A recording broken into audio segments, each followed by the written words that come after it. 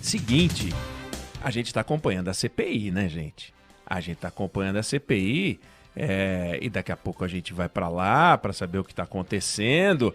Agora, a CPI está diante de um dilema complicado.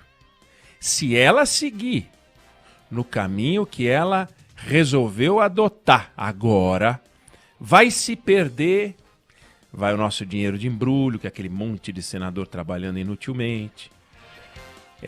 Vai se atrapalhar porque está misturando o que poderiam ser ações impróprias, omissões inadequadas, com discussões administrativas sem pé nem cabeça. O que eles estão fazendo agora, neste momento, com o ministro da Saúde, Marcelo Queiroga, seria engraçado se fosse uma CPI no Equador, na Colômbia, nos Estados Unidos, no Canadá, porque a gente riria dos outros, mas é com a gente. Sabe assim, quando a gente fala às vezes de um país exótico e a gente diz, no reino do Turquemenistão, não sei das quantas, aconteceu tal coisa, porque o fulano fez aquilo, aqueles nomes impronunciáveis. Aliás, no Jornal da Band, o que dá pânico, Pablo Ribeiro e Ellen também têm esse pânico, imagino, talvez não tenham porque são mais experientes que eu, mas aquele pânico, quando você começa a ler uma notícia e surge um daqueles nomes absolutamente impronunciáveis, você não sabe nem como falar. E você fala, meu Deus, e agora como é que fala isso aqui? Dá aquela travadinha, começa a escorrer aquela gotinha pelo lado. Eu vou confidenciar. Manchete do tênis. Quando vai entrar a manchete do tênis, você começa a ficar... Nossa, essa semana teve um vulcão na República Democrática do Congo que fechou o aeroporto de Goma. O nome do vulcão é Nyiragongo. E para conseguir falar isso no ar rapidamente, quando você junta com o texto? Não dá. Não, e o tênis, eu acho que, Ellen, você devia se revoltar. Bom era o tempo que ganhavam as espanholas, né, americanas, aí começa a aparecer umas Europa do Leste, começa a aparecer os nossos, e fala, meu Deus, isso é só para complicar, é para derrubar apresentador, é feito para derrubar apresentador. E esses países exóticos também, eles não ficam tão próximos, eles também são de outros cantos, mas enfim, o fato é que nós estamos numa discussão bizarra. Quer dizer, veja só, hoje, eu fiquei acompanhando, eu falei, eu não estou acreditando que eu estou vendo. Eles ficaram discutindo a razão pela qual o ministro da Saúde demitiu a Luana Araújo. A Luara, né? Luana Araújo, a infectologista, que o Renan Calheiros insistiu em chamar de infectorologista. Mas vamos deixar como infectologista, que é como tem que falar. A secretária de enfrentamento à Covid, que foi gongada pelo Palácio do Planalto. Bom, primeiro, qual é o problema dela ter sido gongada pelo Palácio do Planalto? Me digam. Veja só. A atitude do Ministério da Saúde na gestão Pazuello foi desastrosa. A postura do presidente da República diante da Covid é desastrosa. O abraço que o presidente dá à bruxaria é desastroso. O que ele fez e continua a fazer como desserviço ao combate à Covid é desastroso. Posto isso, deixando claro que existe quem abraça a ciência e quem está com a bruxaria, e nós defendemos a ciência, qual é o problema de demitirem a Luana Araújo? Qual é o problema? Eu não quero a Luana Araújo. Mas eu demiti porque ela tem o cabelo solto. Qual é o crime? Eu demiti porque ela prende o cabelo. Qual é o problema? Eu demiti porque ela tem um sotaque que não me agrada. Qual é o problema? Eu demiti porque ela não defende a cloroquina. Veja, a decisão de contratar ou demitir no sistema presidencialista é assim. Não, o nome dela foi gongado pelo gabinete civil e isso é inaceitável. Tá. No governo Lula, podia. No governo Dilma, podia. No governo Fernando Henrique, tudo bem. Aí no governo Bolsonaro não pode. Por quê? Porque ele tem um comportamento inadequado no combate à Covid. Então, por que a gente o critica com razão? Pela forma absurda, inconcebível, inaceitável, indefensável em relação à Covid, tudo que ele faz, ou tudo que o governo dele faz, passa a ser sinônimo de estupidez. Tudo. Contratar ou desligar uma médica passa a ser sinônimo de estupidez. Aí perguntam para o ministro por que ele mantém os militares. Pretende desmilitarizar o ministério? Pergunta o relator infectologista Renan Calheiros. E se ele disser sim, pretendo? Ou se ele disser não, que diferença faz? A CPI está atrás de erros, ações, omissões, equívocos, crimes que levaram o Brasil a essa posição de lixo. Essa posição que internacionalmente é vista com desprezo. Isso é grave. Aí fica perguntando se ele vai demitir os milicos que estão lá dentro do Ministério da Saúde. Que diferença faz se ele demitir as porcarias dos milicos que estão lá dentro, se ele mantiver os milicos lá dentro? Aí fica uma discussão imbecil. Qual é o problema de não manter uma médica no Ministério da Saúde? Se mantivesse, vamos manter. O que ia mudar? O presidente ia deixar de ser negacionista? O presidente ia passar a abraçar a ciência porque uma funcionária de segundo escalão do Ministério da Saúde foi mantida no cargo do Ministério da Saúde? A CPI tem um compromisso com o país. Honrar o salário que a gente paga para esses senadores marajás. Os senadores da oposição e do governo. Marajás. Que contratam dezenas, junto centenas de pessoas. Empregos de salários altos. Não vão mudar nada com a reforma administrativa. Não vão acabar com suas mordomias. Não vão acabar com o direito de trocar todos os dentes. Como fez o deputado Marcos Feliciano. Com o seu dinheiro. Com o meu dinheiro. Eles estão lá para fiscalizar, para identificar os erros. Não é para checar se vai ter milico ou não vai ter milico. Não é para checar se a médica foi contratada ou demitida. Isso não é crime. Procurem os crimes. Procurem as ações inadequadas, as omissões inaceitáveis. Mas fica com essa palhaçada. Renan Calheiros fazendo um papel de palhaço. Patrocinando uma pizza. Ele está trabalhando para o governo e a gente não sabe? Deve ser isso. Será que é isso? Será que o senador Renan Calheiros está trabalhando para o governo e a gente não sabe? Será que o presidente da CPI está trabalhando para o governo e a gente não sabe? Terão feito um acordo secreto por baixo dos panos para que não deem nada essa CPI? Para que ela vá virar estatística como todas as outras CPIs? É isso. Se for isso, temos um outro crime para investigar. Um absurdo, uma empulhação, uma enganação com a sociedade brasileira. Porque não muda nada o que eles estão discutindo nesse momento. O que eles têm que discutir é como é que um governo abre mão das vacinas que lhe foram oferecidas várias e várias vezes por um preço menor do que no mercado internacional a países mais ricos, para atrasar a vacinação e para comprometer o sucesso no combate à Covid, posto que vacina é a única alternativa a gente permanecer enclausurado, com máscara, sem abraçar ninguém, sem poder trabalhar.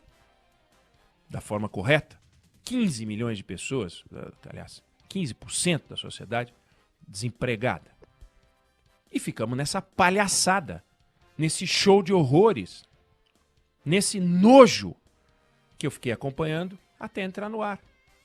Perguntas infantis. Aí mostra o vídeo tentando fazer, não, estamos fazendo aqui um confronto, né? Uma careação digital, virtual. Para quê? Para concluir o quê? Quer dizer, o relatório final da CPI vai ter um capítulo dizendo que eles demitiram a Luana Araújo e isso é inaceitável. Por quê? Ela é a única pessoa que pode trabalhar lá? Eu não concordo com nada do que o presidente da República faz em relação à Covid. Nada. Não há nada, na minha opinião, que seja defensável na atitude do presidente. Da hora que ele acorda e aparece, a hora que ele desaparece. Aliás, em geral, muito cedo. Ele se recolhe sempre muito cedo e some, e a gente não sabe o que acontece lá dentro, mas a gente sabe o que acontece diante dos nossos olhos. E nada do que acontece diante dos nossos olhos no que se refere à Covid, eu acho razoável. Minha opinião não tem muita importância, mas eu não acho razoável. Nada. Absolutamente nada. No entanto, ele tem os direitos dele de presidente. E um dos direitos é, eu não quero que fulano de tal trabalhe lá. Por quê? Porque eu não quero. Aonde na Constituição, na legislação vigente, está escrito que o presidente da República tem que fundamentar uma demissão, tem que fundamentar uma contratação. Tem a vaga? Tem. Essa pessoa é qualificada? É.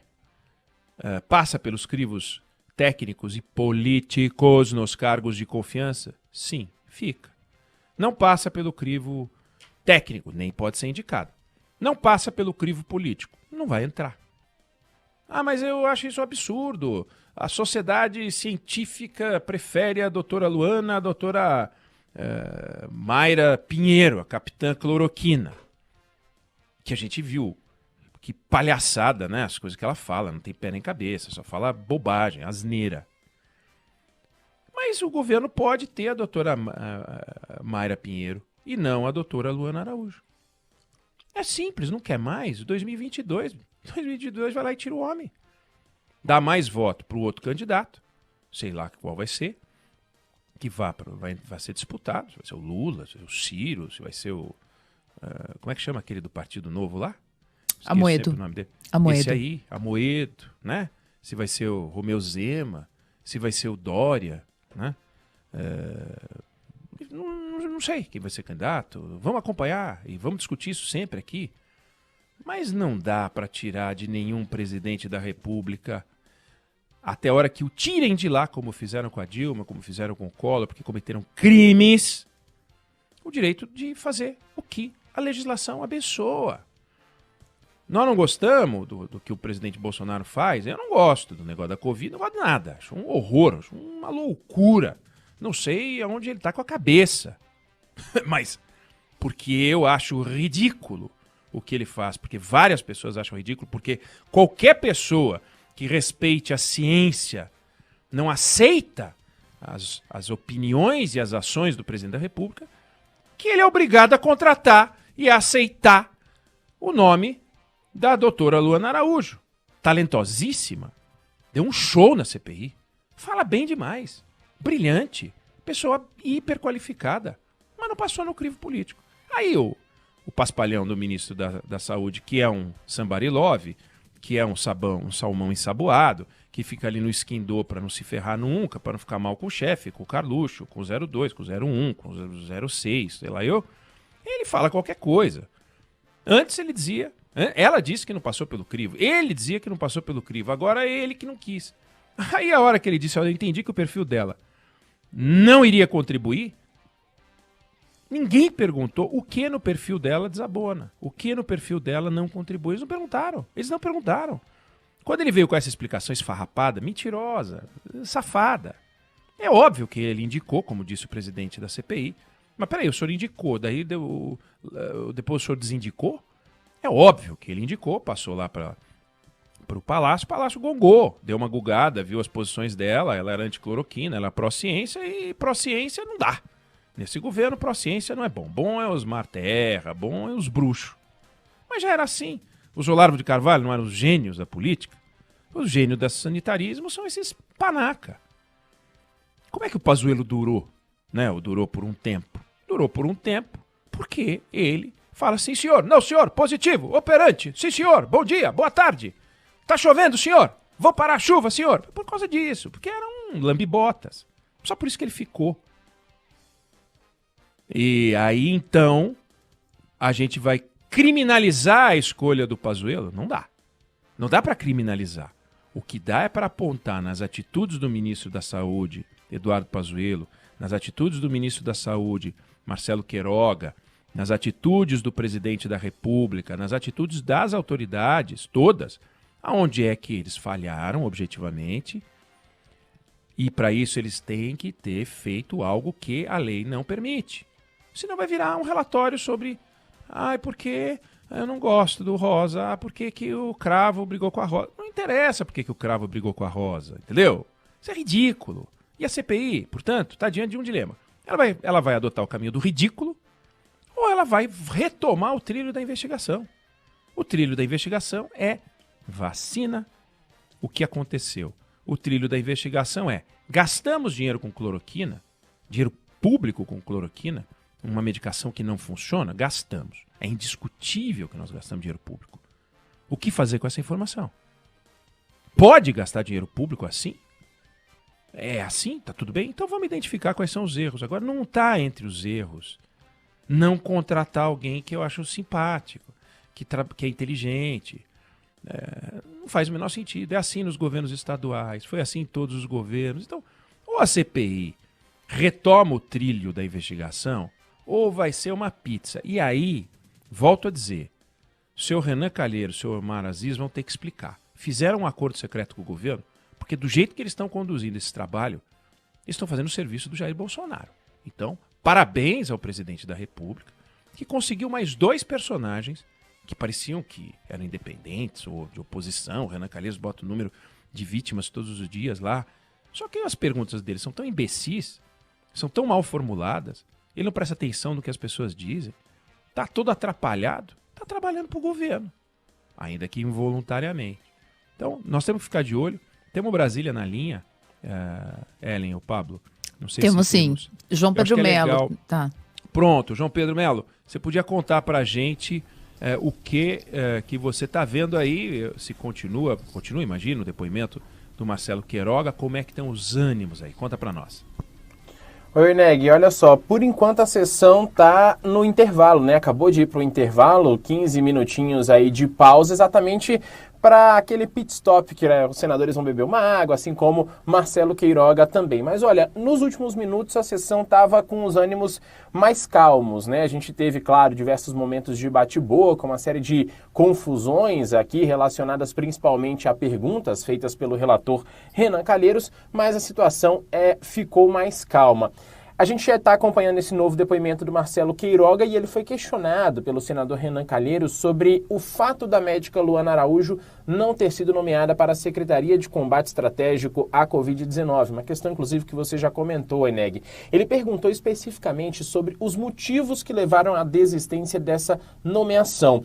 Marcelo Queiroga disse o seguinte, que foi uma decisão pessoal e que o perfil da médica não era o indicado para as ações esperadas na gestão dele. O que se ouviu para o governo não nomear a doutora Luana. Diante das suas declarações, eu vou perguntar a Vossa Excelência, por que Vossa Excelência não a nomeou? Já disse a Vossa Excelência, porque eu entendi que naquele momento, pelo perfil da doutora Luana, não iria contribuir para o meu projeto à frente do Ministério, que era justamente fazer uma harmonização. Por que Vossa Excelência não disse isso para ela? Por que Vossa Excelência não disse isso para ela? Ele quis ser gentil com ela, só isso, né? Quis ser gentil ou... Não é questão de gentileza, é uma questão de mudança. Ou quis ocultar da minha a verdade? Opinião. Não é questão de ocultar a verdade, senador. Isso é uma decisão discricionária do ministro, de nomear ou não um secretário. Pois é, depois disso a situação pegou fogo, né? O clima ficou bem quente aqui, o relator insinuou que essa medida pode ter ocorrido por questões de ideologia, gerou confusão, bate-boca entre os senadores, principalmente da base governista. Em outro ponto, Marcelo Queiroga também foi questionado sobre as atitudes tomadas pelo presidente Jair Bolsonaro no enfrentamento da pandemia.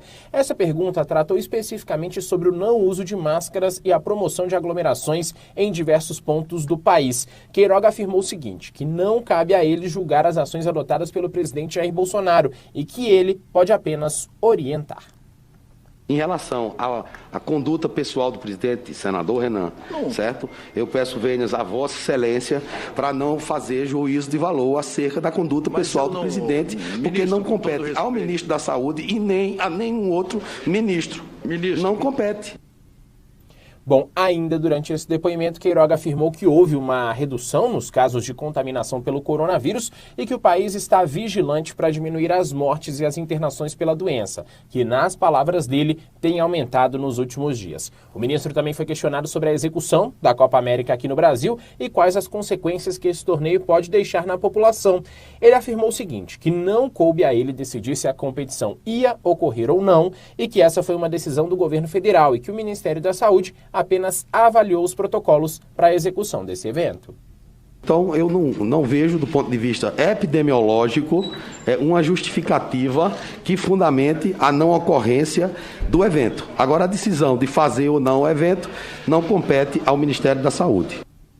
Agora, olha, pessoal, o ministro destacou ainda que está analisando todos os dias os dados de consumo de oxigênio para que não falte esse insumo em áreas estratégicas do país, como o Nordeste, o Norte e a região do Mato Grosso do Sul, que, segundo ele, estava numa situação crítica nos últimos dias. Ele também foi questionado sobre a decisão do Conselho, de questões que devem ser integradas ao SUS a respeito da questão da cloroquina, que não tem aí a eficácia comprovada contra o coronavírus. Ele disse que essas normas estão sendo seguidas pelo Ministério, que o Ministério não está mais tratando sobre essa questão da cloroquina, mas em determinado momento foi questionado sobre tirar uma portaria que tratava sobre o uso desse medicamento do site do Ministério, e ele disse que é uma questão que deve ficar para a história, que não estaria mais no site do Ministério. Então, agora, de fato, já está sendo elaborado um protocolo para essa questão, para não usar, de fato, a cloroquina no tratamento contra a Covid-19, visto que, de fato, já foi comprovado, não tem aí